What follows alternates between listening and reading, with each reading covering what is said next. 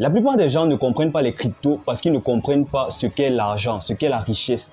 L'argent n'est pas la richesse. C'est tout simplement un système d'écriture comptable qui va permettre de faciliter l'échange de richesses. Alors aujourd'hui, je vais vous expliquer le concept de l'argent. Allez, c'est parti. Stop. Avant de continuer la vidéo, je t'invite à t'abonner et à mettre un pouce bleu si ce n'est pas déjà fait. Ça nous encourage à continuer à faire des vidéos et ça nous permet de référencer la chaîne.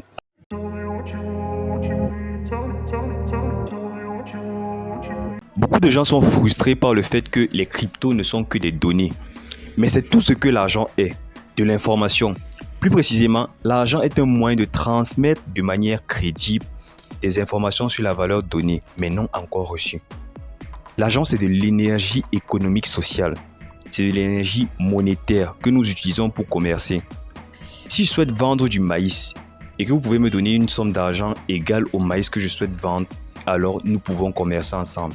Dans l'histoire du monde, les êtres humains ont essayé diverses monnaies. Nous avons utilisé par exemple des coquillages, des pierres géantes du peuple Yap, les balles de tabac, des pièces de cuivre, des pièces d'argent et même des pièces d'or ou encore des perles, ainsi que des perles de verre en Afrique. Ce fut le cas de certaines régions d'Afrique jusqu'à ce que les Européens arrivent avec leur technologie permettant de créer des perles de verre à moindre frais. Les Européens ont injecté des millions de perles de verre et ont tout racheté. Les Africains ont perdu leurs maisons, leur bétail et toutes les richesses. Même histoire avec une île du Pacifique. Je ne sais pas si vous connaissez, c'est l'île du peuple Yap, l'île de Yap, qui utilisait en fait des pièces de monnaie en pierre.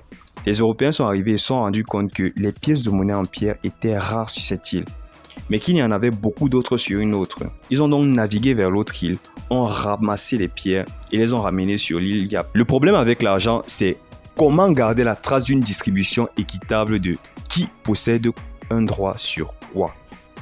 Imaginez qu'il y ait 100 millions de francs CFA de capital dans notre économie, que ce soit au niveau des marchandises, des entreprises et autres. Nous devons avoir 100 millions de francs CFA d'argent en circulation. La richesse produite, c'est-à-dire les biens et les services disponibles, est équivalente à la quantité d'argent en circulation. Mais imaginez que nous commençons à émettre 100 millions de francs CFA supplémentaires.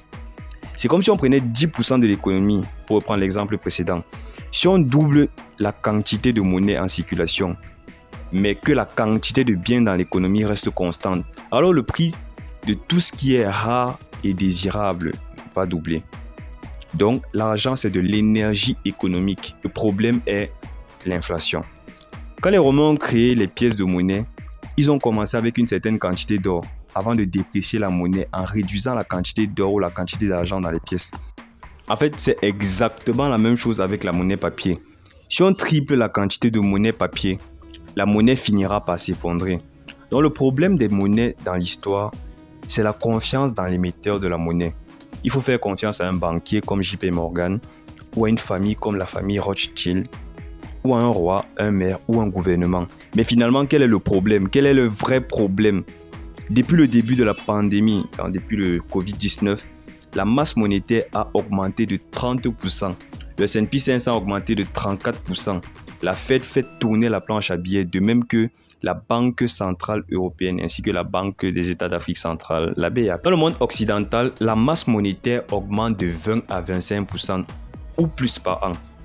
La monnaie s'effondre, elle perd de sa valeur en étant dévaluée. Dans les pays moins solides comme l'Argentine, le taux d'inflation officiel est de 45%. Le taux d'inflation officieux est de 85%. Au Venezuela, par exemple, la monnaie s'est effondrée de 98% en un an. Au Liban, c'est 90% en un an. Il faut faire preuve de bon sens et ne pas croire que l'inflation est de seulement 2% ou 5% lorsque les maisons coûtent 20% ou 15% de plus. Si je veux être riche, je dois acheter des actifs rares et désirables tels que des œuvres d'art, des NFT ou bien des cryptos.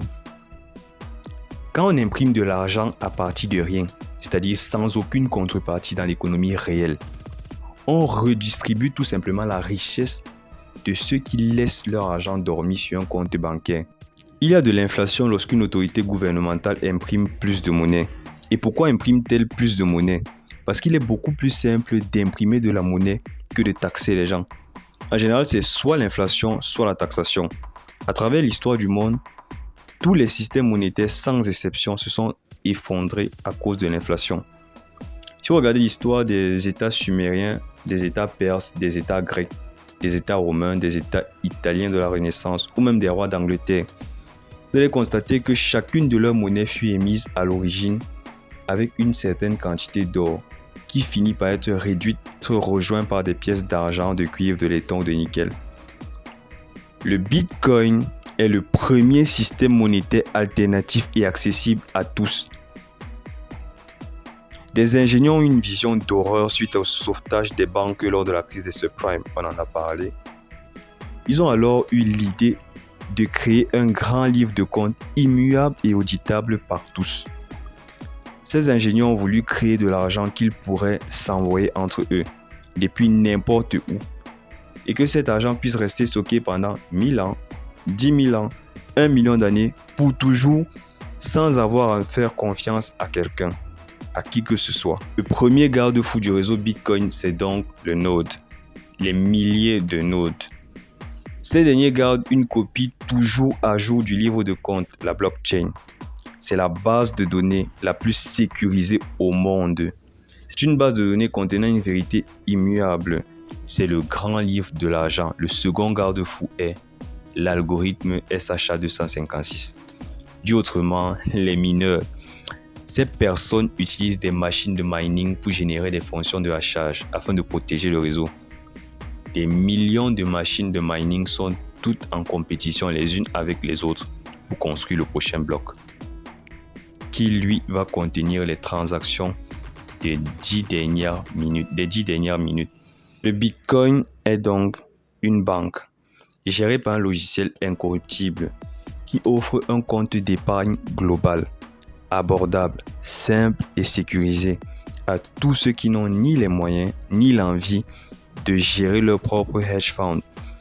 Vous avez de l'argent, vous avez des économies, vous ne pouvez pas les perdre, vous ne voulez pas les placer dans une banque. Le Bitcoin est cette banque dans le cyberespace.